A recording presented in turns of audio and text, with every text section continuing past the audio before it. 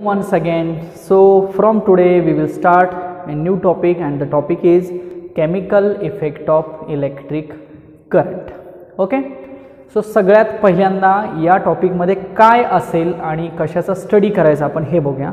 फार तर 2 लेक्चर मध्ये हा टॉपिक संपून जाईल. टॉपिकची डेप्थ काही फारशी नाही आहे, बट थोडाफार पार्ट हा याचा केमिस्ट्री रिलेटेड आहे. त्यामुळं जेवढं केमिस्ट्री मला तुम्हाला सांगता येईल तेवढं डेफिनेटली मी व्यवस्थित सांगेन. थोडंसं फिजिक्स आणि केमिस्ट्री असा मिक्स टॉपिक आहे. So chemical effect of electric current म्हणजे एक एम लक्षात ठेवा तुम्ही. ह्या ओव्हरऑल टॉपिकमधलं जे एम आहे ते काय आहे बघा. तर इलेक्ट्रिक करंट पास केला जातो एखाद्या सर्किटमधनं आणि इलेक्ट्रिक करंट पास केल्यामुळं तिथे एखादा केमिकल इफेक्ट होतो. आता केमिकल इफेक्ट म्हणजे काय, तर एखादी रिॲक्शन होते. ओके, मग एखादी रिॲक्शन झाली की त्याला सिंपल म्हणायचं केमिकल इफेक्ट झाला तिथं. ओके, आणि तो एक केमिकल इफेक्ट मग कुणामुळे झालेला आहे, तर due to the flow of electric current. त्या ठिकाणी इलेक्ट्रिक करंट फ्लो झाल्यामुळं काय झाला, केमिकल इफेक्ट झाला. So simply we can say that there is a chemical effect and due to what, due to the electric current. आता already electric current म्हणजे तुम्हाला मग माहीत पाहिजे. कदाचित हे तुम्हाला झालं आहे का बघा, इलेक्ट्रिसिटी टॉपिक थोडाफार आठवत असेल, काहीतरी येत असेल त्याच्याबद्दल, बट तेही मी सांगेन की नक्की इलेक्ट्रिक करंट म्हणजे काय. तुम्हाला इलेक्ट्रॉन्स, प्रोटॉन्स, न्यूट्रॉन हे थोडंफार माहीत असेल. म्हणजे फॉर एक्झाम्पल एखादं मटेरियल आहे, लाईक हे मटेरियल आपण असं म्हणू. आता हे प्लास्टिक मटेरियल आहे. ओके, हे जर मटेरियल मेटल असतं तर याच्यामध्ये इलेक्ट्रॉन्स आहेत असं आपण म्हणू शकलो असतो. It means what, the current can flow through this type of medium. अशा टाईपच्या मीडियममधनं करंट काय होऊ शकतो, फ्लो होऊ शकतो. ओके, सो एक सबस्टन्स आपण इमॅजिन करू. सबस्टन्स, ठीक आहे, एक सबस्टन्स. त्या सबस्टन्सचा मी जर एक छोटासा पार्ट कन्सिडर केला, त्याला आपण मॉलिक्यूल असं म्हणूया, वन ऑफ द मॉलिक्यूल. पुन्हा त्या मॉलिक्यूलचा मी एक जर छोटा पार्ट कन्सिडर केला तर त्याला आपण काय म्हणूया, ॲटम म्हणूया. ओके, सो हे खूप मायक्रो आहे, हे कोणाला दिसत नाही आहे, हे जस्ट इमॅजिन कन्सिडरेशन आहे. सो ॲटम, मग ॲटम म्हटलं की काय असतं, ॲटमच्या सेंटरला एक न्यूक्लियस असतं बघा, न्यूक्लियस. आणि ॲटमच्या भोवती असे डिफरंट ऑर्बिट्समध्ये लाईक आपण म्हणूया की इलेक्ट्रॉन्स रोटेट होत आहेत, ऑर्बिटमध्ये फिरत आहेत असं आपण म्हणूया. ओके, सो ॲटमचा जो सेंटरचा पार्ट असतो त्याला काय म्हटलं जातं, न्यूक्लियस म्हटलं जातं. काय म्हटलं जातं, न्यूक्लियस, जो सेंटरचा पार्ट आहे त्याला. आणि न्यूक्लियसच्या आतमध्ये कोण आहे, मग प्रोटॉन्स आहेत जे की पॉझिटिव्ह आहेत आणि न्यूट्रॉन्स आहेत की ज्यांना चार्ज नाही. सो नो चार्ज म्हणतो मी बघा. सो त्यांना चार्ज नाही. बघा काय लिहिलं मी, याच्या आतमध्ये प्रोटॉन्स आहेत, ते प्रोटॉन्स कशा आहेत, पॉझिटिव्ह आहेत. आणि जे न्यूट्रॉन्स आहेत त्यांना चार्ज नाही आहे. आणि इलेक्ट्रॉन्स असतात त्यांच्यावरती कुठला चार्ज असतो, निगेटिव्ह चार्ज असतो. आता हे इलेक्ट्रॉन प्रोटॉन्स कुठून आले, तर ह्याच्यासाठी सुद्धा एक छोटासा एक्सपेरिमेंट आहे. ओके, म्हणजे तुम्ही असं कधी ऐकलंय का बघा की ग्लास रॉड इज रब with silk. Okay, so glass rod रब केल्यामुळं ग्लास रॉडवरचे जे काही इलेक्ट्रॉन्स आहेत ते ट्रान्सफर झाले सिल्कला. ओके, किंवा तुम्ही ते छोटे छोटे पीसेस ऑफ द पेपर, कागदाचे छोटे छोटे हे करून तुम्ही असा पेन डोक्यामध्ये रब करून ते अट्रॅक्शन होतं, कदाचित हे बघितलं असेल. तर ग्लास रॉड जेव्हा सिल्कवरती असा रब केला जातो तेव्हा ग्लासवरचे जे काही इलेक्ट्रॉन्स आहेत ते सिल्ककडे जातात. मग सिल्क कसा झाला, निगेटिव्ह चार्ज झाला. आणि ग्लासचे इलेक्ट्रॉन्स निघून गेल्यामुळं तिथं अपोजिट कोणीतरी राहिलं, म्हणजे ते पॉझिटिव्ह चार्जड झाला हा. सो हा झाला पॉझिटिव्ह चार्ज, हा झाला निगेटिव्ह चार्ज, म्हणजे सिल्क आणि ग्लास रॉड. मग आता हे पॉझिटिव्ह आणि निगेटिव्ह ह्या 2 बॉडीज झाल्या, चार्जड बॉडीज म्हणायचं यांना. मग ह्या चार्ज बॉडीज असतील तर ह्या दोघांच्या मध्ये समजा वायर कनेक्ट केली तर याच्यामधनं चार्ज फ्लो होऊ शकतो असं आपण म्हणूया. Okay, higher potential to lower potential, म्हणजे अट्रॅक्शन होतं ना. सो चार्ज फ्लो झाला असं म्हणतो. आणि तो जो चार्ज फ्लो होतो त्याला इलेक्ट्रिक करंट असं म्हटलं जातं. मग तो चार्ज कुणामुळे फ्लो होतो, तर मोस्ट ऑफ इलेक्ट्रॉन्समुळे. का, कारण इलेक्ट्रॉन्स हे न्यूक्लियसला लूजली बाउंड आहेत, त्यामुळे ते फ्री टू रोटेट आहेत. प्रोटॉन्स, न्यूट्रॉन्स, प्रोटॉन्स इलेक्ट्रॉन न्यूक्लियसच्या आतमध्ये आहेत. त्यामुळे जो काही इलेक्ट्रिक करंट फ्लो होईल तो मेजॉरिटी कुणामुळे फ्लो होईल, इलेक्ट्रॉन्समुळे फ्लो होईल. आणि मेटलमध्ये इलेक्ट्रॉनची संख्या जास्त असते म्हणून मेटलमधनं जास्तीत जास्त करंट फ्लो होतो. ओके, मग मेटल कॉपर असेल, ॲल्युमिनियम असेल, सिल्वर, गोल्ड अशी मेटल्स आपण कन्सिडर करतो, तर त्याच्यामधनं करंट फ्लो होऊ शकतो. ओके, म्हणजे थोडक्यात ज्या ठिकाणी इलेक्ट्रॉन्स येतील त्याच्यामधनं करंट फ्लो. पाण्यामधनं पण करंट फ्लो होऊ शकतो, कारण पाणी म्हणजे H2O आहे ना, हायड्रोजन ऑक्सिजन आहे, सो त्याच्यामध्ये इलेक्ट्रॉन्स आहेत. So current flow up rate जो आहे तो कमी जास्त असू शकतो. ओके, बट पाण्यामधून सुद्धा करंट फ्लो होऊ शकतो. ते जर सॉल्टी वॉटर असेल किंवा सॉल्ट असेल तर NaCl सारखं मटेरियल, सोडियम क्लोराईड म्हणतो आपण, त्याच्यामधून अजून करंट फ्लो होऊ शकतो. का तर त्याच्यामध्ये इलेक्ट्रॉन्स आहेत आणि इलेक्ट्रॉन्समुळे करंट फ्लो होतं. So rate of flow of charge with respect to time is nothing but the electric current. Okay, so electric current म्हणजे काय? Electric current. So what is mean by electric current? So it is rate of flow of charge with respect to rate of flow of charge with respect to time is called as electric current. आणि करंटचं notation I असं असतं आणि current हा ॲम्पियरमध्ये major केला जातो. Okay, मग current कशामधनं flow होतो? तर कंडक्टरमधनं फ्लो होतो. कंडक्टर्स और मेटल्स म्हणूया की याच्यामध्ये काय होतं? करंट फ्लो होतो, बरोबर. कारण याच्यामध्ये नंबर ऑफ इलेक्ट्रॉन्स कसे असतात? Maximum. Number of electrons are maximum, म्हणून यांच्यामधनं काय होतं? करंट फ्लो होतो. तेच आपण जर इन्सुलेटर घेतलं तर इन्सुलेटर घेऊया. What is mean bye insulator? आता इन्सुलेटर म्हणजे लाईक प्लास्टिक. सो प्लास्टिकच्या आतमध्ये इलेक्ट्रॉन्स आहेत का? नाही. सो प्लास्टिकमधनं करंट फ्लो होईल का? नो. सो इन्सुलेटर्स काय असतात? बॅड कंडक्टर्स म्हणूया, बॅड कंडक्टर्स की ज्यांची कंडक्टिव्हिटी खूप कमी आहे, बॅड कंडक्टर्स. ओके, म्हणजे नो कंडक्टिव्हिटी असं म्हणतो मी, नो कंडक्टिव्हिटी. ओके, अर्थ समजला का बघा. आणि कंडक्टर्सना कशी असेल? हाय कंडक्टिव्हिटी असेल ना. सो हाय कंडक्टिव्हिटी. ओके, कारण याच्यामध्ये नंबर ऑफ इलेक्ट्रॉन्स कशा आहेत? जास्त आहेत, म्हणजेच कंडक्टिव्हिटी जास्त होणार. आणि इन्सुलेटर्सना बॅड कंडक्टर्समुळे त्यांची कंडक्टिव्हिटी कमी असेल, त्यांची रेजिस्टिव्हिटी जास्त असेल. कुणाची? इन्सुलेटरची. रेजिस्टिव्हिटी, अपोजिशन करण्याची कपॅसिटी, रेजिस्टिव्हिटी कशी असेल? मॅक्सिमम. आणि ज्याची कंडक्टिव्हिटी जास्त आहे त्याची रेजिस्टिव्हिटी कमी असणार, कारण कंडक्टिव्हिटी आणि रेजिस्टिव्हिटी एकमेकांना अपोजिट प्रॉपर्टीज आहेत. सिंपल. अजून एक मटेरियल असतं सेमी कंडक्टर, ज्याची कंडक्टिव्हिटी आणि रेजिस्टिव्हिटी ह्या दोघांच्या मध्ये असते, बट ते सध्या काही शिकायची गरज नाही. Okay, so this is the definition of the electric current असं म्हणूया आपण. आता जनरली इलेक्ट्रिक करंट कसा फ्लो होतो बघा. तर ही वायर आहे आणि ह्या वायरला इथं असा सप्लाय जोडला जातो. हा सप्लाय ज्याला व्ही म्हणूया आपण, प्लस आणि मायनस दोन टर्मिनल्स आहेत. आणि ह्या वायरच्या मध्ये एक प्रकारचा रेजिस्टन्स जोडावा लागतो आपल्याला. मग हा रेजिस्टन्स म्हणजे काही असेल, बल्ब असेल, एखादा स्विच असेल, किंवा एखादा काहीतरी ॲप्लियन्सेस असेल. एखाद्या घरामध्ये असतं ना, लाईक TV, हीटर किंवा इलेक्ट्रिक आयर्न असेल किंवा फॅन असेल. सो कुठलंही एखादं ॲप्लियन्सेस असेल तर त्याचा हा काय झाला? एक रेजिस्टन्स झाला. आणि हा सर्किटमध्ये पाहिजेच, थोडाफार व्हॅल्यू हा पाहिजेच. हा नसेल तर इलेक्ट्रॉन्स एकदम फास्ट मूव्ह होतील आणि शॉर्ट सर्किट होऊन जाईल, त्यामुळे हा सर्किटमध्ये पाहिजेच. आता इलेक्ट्रॉनवरती चार्ज कुठला आहे? निगेटिव्ह चार्ज आहे. तर ॲक्च्युअल मुवमेंट कशी आहे बघा. ही ॲक्च्युअल मुवमेंट आहे कुणाची? Flow of electrons. Flow of electrons म्हणजे फ्लो ऑफ इलेक्ट्रॉन्स हा कुणाकडून? निगेटिव्हकडून पॉझिटिव्हकडे असतो. हे एक लक्षात ठेवा. फ्लो ऑफ इलेक्ट्रॉन्स निगेटिव्हकडून पॉझिटिव्हकडे असतात. बट याला अपोजिट करंटची डायरेक्शन घेतली जाते, त्याला म्हटलं जातं कन्व्हेन्शनल करंट म्हटलं जातं. हे खूप वेळेला तुम्हाला आता भविष्यात हे येईल बघा. What is mean bye conventional current?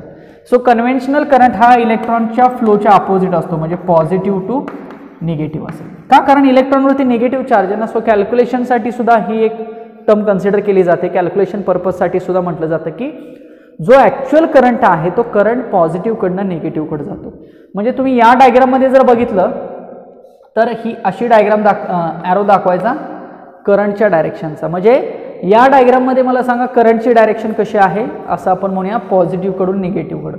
म्हणजे this is the clockwise direction ना, we can say that. Clockwise direction, करंटची क्लॉकवाईज डायरेक्शन दिसते आणि इलेक्ट्रॉनची डायरेक्शन अँटी क्लॉकवाईज दिसते बघा, म्हणजे निगेटिव्ह टू पॉझिटिव्ह. सो हा झाला इलेक्ट्रॉनचा फ्लो. ओके. सो आपण काय काय बघितलं, चार्ज बघितला आणि इलेक्ट्रॉनचा फ्लो बघितला, इलेक्ट्रिक करंट बघितला. इलेक्ट्रिक करंट हा ॲम्पियरमध्ये मेजर केला जातो. खूपच स्मॉल करंट असेल तर तो मिली ॲम्पियरमध्ये सुद्धा मेजर केला जातो. बघा मिलीचा अर्थ मिली इट मीन्स 10⁻³ त्याच्याही पेक्षा लहान असेल तर micro ampere, micro it means 10⁻⁶ आणि त्याच्याही पेक्षा लहान असेल तर नॅनो ॲम्पियर सुद्धा म्हटलं जातं. Nano means what, 10⁻⁹ ampere. Okay. So current अशा पद्धतीनं मेजर केला जातो. करंटला हा कोण येतो मध्येच, रेजिस्टन्स. रेजिस्टन्स कशात मेजर करतात, ओहममध्ये. व्होल्टेज कशात मेजर करतात, व्होल्टमध्ये. सो थोडासा हा करंट इलेक्ट्रिसिटीचा पार्ट आहे असं आपण म्हटलं तरी सुद्धा चालेल, कारण याच्यानंतर आपल्याला ॲक्च्युअल केमिकल इफेक्ट काय आहे तो बघायचा आहे. एक 2 इफेक्ट आपल्याला याच्यामध्ये, इलेक्ट्रोलिसिस किंवा इलेक्ट्रोलायसिस असं म्हटलं जातं. तर इलेक्ट्रोलिसिस आणि इलेक्ट्रोप्लेटिंग असे 2 प्रकार आपल्याला याच्यामध्ये बघायचे आहेत. मग त्यातला आपण पहिला इलेक्ट्रोलिसिस नक्की काय असतं हे बघूया. हे इथपर्यंत व्यवस्थित समजलं का बघा. So this is the basic part असं आपण म्हणूया. दॅट इज इलेक्ट्रिक करंट म्हणजे काय, कसा फ्लो होतो, चार्ज म्हणजे काय, लाईक दिस. ओके. चला. So chemical effect of electric करंटची थोडक्यात डेफिनेशन मी सांगतो तुम्हाला. Okay. whenever there are chemical changes occur in the substances. So when chemical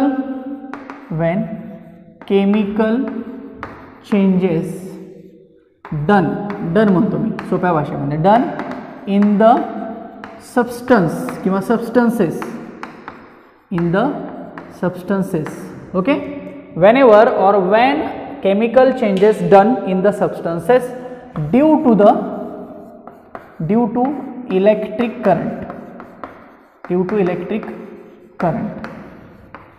passed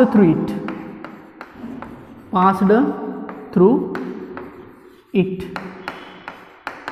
is called as chemical effect of electric current. काय सांगितलं मी, chemical effect होणार आहे कशामध्ये, एखाद्या सबस्टन्समध्ये, पण कुणामुळं, इलेक्ट्रिक करंट पास झाल्यामुळं. Okay. It means if there are some how chemical changes in the particular substance, when current is passed through it, we can say that it is a chemical effect of electric current. So there are main 2 types or there are main 2 applications of the chemical effect of electric current. That is, first application we can say that electrolysis. आता याच्यामधलं काय लक्षात ठेवायचं तेवढंच मी सांगतो, फार काय डिटेलमध्ये आपल्याला जायचं नाही आणि तुम्हालाही तितका सिलेबस तेवढा वास्ट नाही आता. तर इलेक्ट्रोलिसिसमध्ये लक्षात काय ठेवायचं बघा. तर ही एक प्रोसेस आहे इलेक्ट्रोलिसिस. तर कसली प्रोसेस आहे, तर एक सोल्युशन घेतलं जातं, त्या सोल्युशनमध्ये 2 इलेक्ट्रोड्स प्लेस केले जातात, लाईक ॲनोड आणि कॅथोड, पॉझिटिव्ह आणि निगेटिव्ह म्हणूया आपण, आणि त्या इलेक्ट्रॉन्समधनं करंट पास केला जातो. तर त्या सोल्युशनमध्ये जे काही, त्या सोल्युशनचे जे काही इटसेल्फ आयन्स मॉलिक्युल्स असतील, तर ते मॉलिक्युल्स डिपॉझिट होतात त्या कॅथोड आणि ॲनोडवरती. आता साहजिकच जो ॲनोड आहे त्याच्यावरती निगेटिव्ह डिपॉझिट होतील आणि जो कॅथोड आहे त्याच्यावरती पॉझिटिव्ह डिपॉझिट होतील, कारण ॲनोड म्हणजे पॉझिटिव्ह, कॅथोड म्हणजे निगेटिव्ह, आणि अपोजिट असतात ते अट्रॅक्ट करतात एकमेकांना. सो ॲनोड पॉझिटिव्ह असल्यामुळे त्याच्यावरती निगेटिव्हचं डिपॉझिशन होईल आणि कॅथोड निगेटिव्ह असल्यामुळे त्याच्यावरती पॉझिटिव्हचं डिपॉझिशन होईल. सो ही सिंपल मेथड आहे, म्हणजे इलेक्ट्रोलिसिस आहे. म्हणजे थोडक्यात इलेक्ट्रोलिसिस याचं एक इलेक्ट्रोप्लेटिंग याच्या पुढचं ॲप्लिकेशन आहे. म्हणजे अजून एक सिंपल वर्डमध्ये मी सांगतो तुम्हाला. फॉर एक्झाम्पल एखादं मेटल आहे आपल्याकडं, तर या मेटलवरती मला एक पॉलिश सरफेसचं कोटिंग करायचं आहे. तर मी याचं इलेक्ट्रोलिसिसच्या मदतीने इलेक्ट्रोप्लेटिंग करेन. इलेक्ट्रोप्लेटिंग तुम्ही कधी तर प्रॅक्टिकली ऐकलं आहे का बघा, की इलेक्ट्रोप्लेटिंगचा अर्थ काय, की समजा हे मेटल आहे, तर ह्या मेटलवरती एक पर्टिक्युलर केमिकल कोटिंग करायचं, याचं पॉलिश करायचं. सिंपल. किती ते ॲप्लिकेशन्स आहेत बघा. फॉर एक्झाम्पल डोर असतं आपलं, डोर. सो डोरचा जो हँडल असतो, तो आपल्याला सिल्वर कलरचा असा पॉलिश्ड बघायला मिळतो बघा. तर ते एक प्रकारे इलेक्ट्रोप्लेटिंग आणि इलेक्ट्रोलिसिसचं ॲप्लिकेशन आहे, की ज्याच्यामध्ये तो सिल्वरचा जो काही कोटेड पार्ट आहे तो त्याच्यावरती कोट केलेला आहे, आणि याच्यासाठी ते इलेक्ट्रोप्लेटिंग असेल किंवा इलेक्ट्रोलिसिसची मेथड यूज केली जाते. आय होप की तुम्हाला प्रॅक्टिकली थोडंफार समजत असेल. सो थोडंसं मी तुम्हाला इलेक्ट्रोलिसिस याचा अर्थ सांगतो नक्की, इलेक्ट्रोलिसिस कसं करायचं. सो आपण सोडियम क्लोराईड हे सोल्युशन घेऊया. सो मी त्याला लिहितो, इलेक्ट्रोलिसिस ऑफ सोडियम क्लोराइड. ठीक आहे, ज्याला NaCl सोल्युशन म्हटलं जातं. NaCl solution. बघा मी जेवढं हे थोडासा आता केमिस्ट्रीचा पार्ट येतोय, बट फार डिटेलमध्ये न जाता मी तुम्हाला जेवढं इम्पॉर्टंट आणि हायलाइटेड आहे तेवढं डेफिनेटली सांगायचा प्रयत्न करेन. चला आता बघूया स्टेप बाय स्टेप आपल्याला कळतंय का. बघूया, एक वेसल घेतलं आणि ह्या वेसलमध्ये हे NaCl सोल्युशन घेतलेलं आहे आपण. NaCl म्हणजे कसलं, chloride, sodium chloride. 2 metal plates घेतल्या मी असं म्हणतो.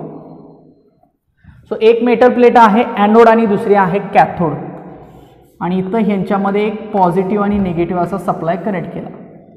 सो ही असेल ॲनोड. ॲनोड ही पॉझिटिव्ह असते, लक्षात असू द्या. Anode positive.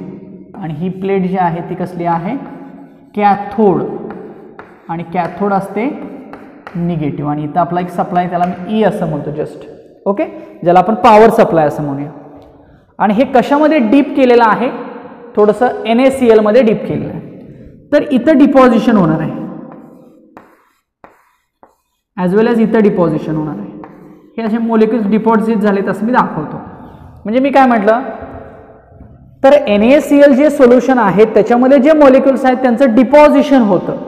आता मॉलिक्युल्स कुठले कसे डिपॉझिट होतात हे थोडंसं मी सांगतो तुम्हाला. तर हे मॉलिक्युल्स क्लोरीन आहेत, क्लोरीन, ज्याला आपण Cl2 म्हणूया. ठीक आहे, क्लोरीन, अर्थ कळतोय का बघा. आणि हे जे मॉलिक्युल्स आहेत यांना आपण हायड्रोजन म्हणूया, हायड्रोजन गॅस, थोडक्यात हायड्रोजन, ज्याला मी काय म्हणतो H2 म्हणतो.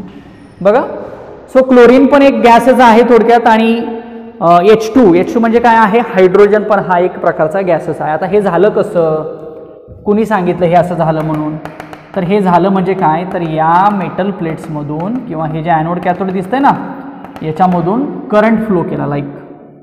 मग ह्या सोल्युशनमधनं पण करंट फ्लो होईल. मग करंटनं काय काम केलं, तर करंटनी ते जे चार्जेस किंवा ते जे आयन्स आहेत आतमध्ये, NaClच्या आतमध्ये आयन्स आहेत बघा, तर ते आयन्स सेपरेट केले. NaClच्या आतमध्ये आयन्स आहेत ते सेपरेट केले, आणि त्या आयन्सना सेपरेट करून डिपॉझिट केलं. काहींना ॲनोडवरती डिपॉझिट केलं आणि काहींना कॅथोडवरती डिपॉझिट केलं.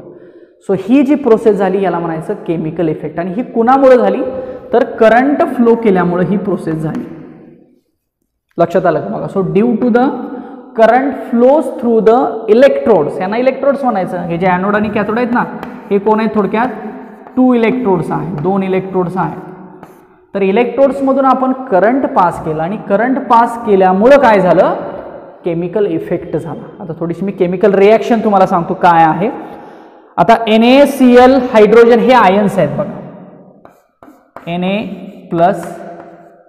Cl- हायड्रोजन प्लस किंवा OH-, हे सगळे आयन्स आहेत. आयन्स काय आहेत, हे आयन्स म्हणजे थोडक्यात मोलेक्युल्स आहेत प्रेझेंट इन NaCl असं म्हणूया आपण. आणि आता हे काय झाले, त्या ॲनोड आणि कॅथोड प्लेटवरती काय झालेले आहेत, डिपॉझिट झालेले आहेत. कुणामुळं, त्यांचं डिकम्पोजिशन का झालं, तर इलेक्ट्रिक करंट त्याच्यामधनं पास झाल्यामुळं. सो रिॲक्शन ॲट कॅथोड लिहितो मी बघा, रिॲक्शन ॲट कॅथोड, आणि ती सांगतो तुम्हाला कशी आली. रिॲक्शन ॲट कॅथोड म्हणजे कॅथोडच्या ठिकाणी नक्की काय झालं, तर 2H+ 2E. आता याचा अर्थ थोडासा तुम्हाला समजतोय का बघा.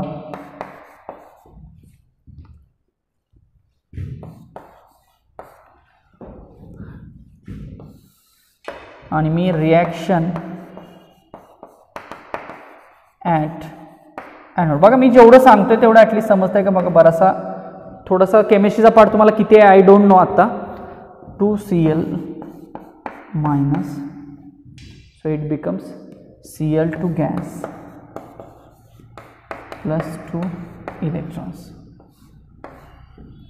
ओके, आता ह्या 2 रिॲक्शन्स होणार आहेत इलेक्ट्रिक करंट पास झाल्यामुळे. आणि ह्या 2 रिॲक्शन्समुळं ते जे मॉलिक्युल्स आहेत ते वेगवेगळ्या प्लेट्सवरती डिपॉझिट होणार आहेत, लाईक ॲनोड आणि कॅथोडवरती.